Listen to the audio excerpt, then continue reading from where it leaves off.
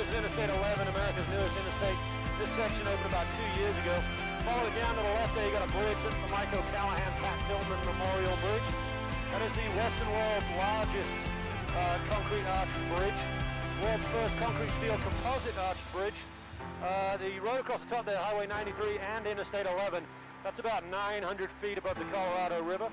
That was built for a couple of reasons. One was security concerns, the other was congestion. That road actually used to go across the top of the Hoover Dam, which looking to the left is right behind the bridge.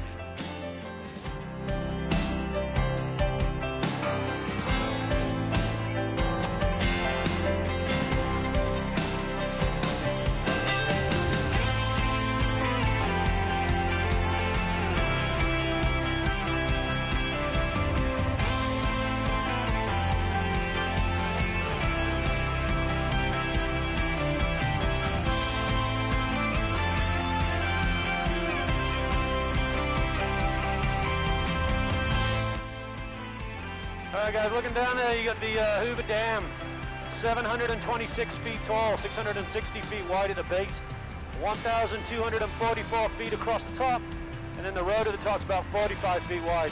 That was built by the Department of Reclamation. They had a commissioner. His name was Elwood Mead. That's where Lake Mead gets its name. The project was approved in 1928. It began work in 1931. 3,000 construction workers working in 3 shifts, 24 hours a day, 7 days a week, every day except Christmas Day. They actually completed it ahead of schedule, under budget, by the 30th of September 1935. So the dam is 3.25 million cubic yards of concrete.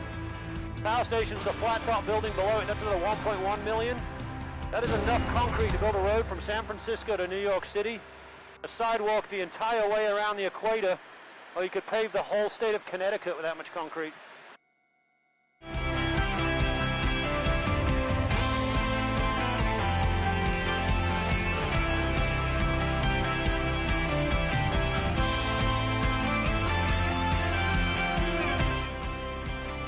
Right now you're leaving the state of Nevada, we're crossing the Colorado River. This is the state line. On the other side, we're going to be in Arizona. Arizona is the 48th state in the United States. Only state in the continental United States does not change their clocks for daylight savings time. Hawaii is going to be the other state.